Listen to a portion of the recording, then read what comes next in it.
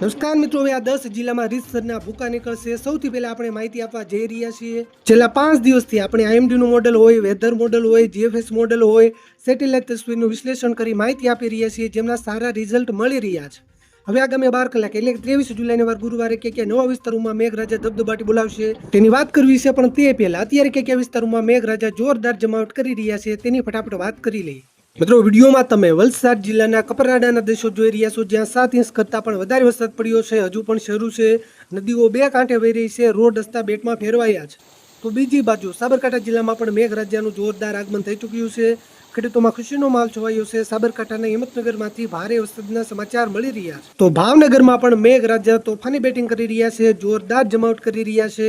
ભાવનગરના તળાજા અને મહુવા પંથકમાં સતત ધોધમાર વરસાદી માહોલ યથાવત છે. મોરબીમાં ભારે વરસાદ, વડોદરામાં ધોધમાર વરસાદ, પાવાગઢમાં વરસાદ, અમદાવાદ, ગાંધીનગર, આણંદ, ખેડા, ડાકોર, ભાવનગર, મહુવા, જેસર, બારડોલી, તાપી, ડાંગ, આહવા, વઘઈ, વિસનગર, સિદ્ધપુર, રાધનપુર, દાંતાખેડ, બ્રહ્મા, હિંમતનગર, સુરેન્દ્રનગર, અમરેલી, બગસરા, સાવરકુંડલા, રાજુલા, અરોલી, બિલોડા, મોડાસા, બાયડ, મેઘરજ, વેરાવળ, કોડીનાર, સોમનાથ સહિત કેટલાક વિસ્તારોમાંથી ભારે વરસાદના સમાચાર મળી રહ્યા છે. મિત્રો, લેટેસ્ટ વેધર મોડેલોના અનુમાન પ્રમાણે હવે ક્યાં નવા વિસ્તારોમાં મેઘરાજા ભૂકા કાઢશે.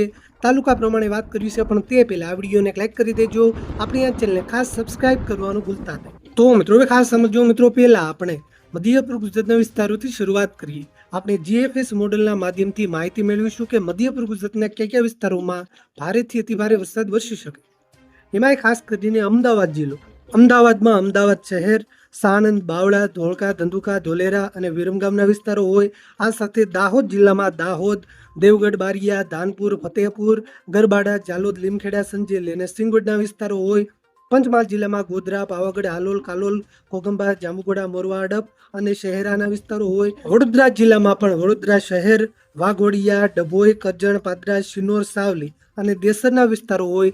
આ સાથે મહીસાગર, આણંદ અને ખેડા જિલ્લામાં પણ ઓરેન્જ એલર્ટ જાહેર કરાયું છે. એટલે કે આ જિલ્લાઓના કેટલાક વિસ્તારોમાં મધ્યમથી ભારે વરસાદ, ઓરેન્જ એલર્ટ છે, એટલે કે અતિ ભારે સુધીનો વરસાદ પણ વરસી શકે. મિત્રો, ઉત્તર ગુજરાતના વિસ્તારોની વાત કરીએ તો ઉત્તર ગુજરાતના વિસ્તારોમાં હવે વરસાદની ઇન્ટેન્સિટી વધશે, એટલે કે વરસાદની તીવ્રતા વધશે. સાથે વરસાદના વિસ્તારોની અંદર પણ વધારો થશે. ઉત્તર ગુજરાતમાં મહેસાણા જિલ્લામાં મહેસાણા શહેર, કડી, વિસનગર, વિજાપુર, વડનગર, ખેરાળુ અને બેસરાજીના વિસ્તારો હોય. આ સાથે સાબરકાંઠા જિલ્લામાં હિંમતનગર, ઈડર, પ્રાંતિજ, તલોદ, ખેડબ્રહ્મા, વડાલી અને વિજયનગરના વિસ્તારો હોય. અરવલ્લી જિલ્લામાં મોડાસા, બાયડ, મેઘરજ, ધનસુરા અને માલપુરના વિસ્તારો હોય. આ સાથે ગાંધીનગર જિલ્લામાં ગાંધીનગર, કલોલ, માણસા અને દહેગામના વિસ્તારો હોય. આ સાથે બનાસકાંઠા જિલ્લો. આ જિલ્લાઓમાં હવે વરસાદની માત્રા વધશે, વરસાદના વિસ્તારો વધશે. યેલો એલર્ટ છે, એટલે કે કેટલાક વિસ્તારોમાં હળવાથી મધ્યમ વરસાદ, તો અમુક વિસ્તારોમાં ભારે વરસાદ, ધોધમાર વરસાદ પણ વરસી શકે. સૌરાષ્ટ્ર વિસ્તારની વાત કરીએ તો સૌરાષ્ટ્રમાં 1 ઓગસ્ટ સુધી સારા વરસાદની આગાહી છે. એમાં ખાસ કરીને સુરેન્દ્રનગર, અમરેલી, બોટાદ, ભાવનગર, રાજકોટ, જુનાગઢ અને ગીર સોમનાથ જિલ્લામાં વરસાદની ઇન્ટેન્સિટી વધારે જોવા મળશે. સારો વરસાદ વરસી શકે, ધોધમાર વરસાદ વરસી શકે. જોકે પશ્ચિમ સૌરાષ્ટ્રના ભાગો છે, મોરબી, જામનગર, દેવભૂમિ, દ્વારકા અને પોરબંદર જિલ્લામાં વરસાદની ઇન્ટેન્સિટી થોડી ઓછી જોવા મળી શકે. હળવાથી મધ્યમ વરસાદની આગાહી છે. કચ્છ જિલ્લામાં ભુજ, અંજાર, ગાંધીધામ, માંડવી, મુન્દ્રા, નખત્રાણા, લખપત, અબડાસા, ભચાઉ અને રાપરના કેટલાક વિસ્તારોમાં હળવાથી મધ્યમ વરસાદની શક્યતા. આ સાથે આવતીકાલે ભચાઉ અને રાપરના કોઈ વિસ્તારોમાં ભારે વરસાદ પણ વરસી શકે.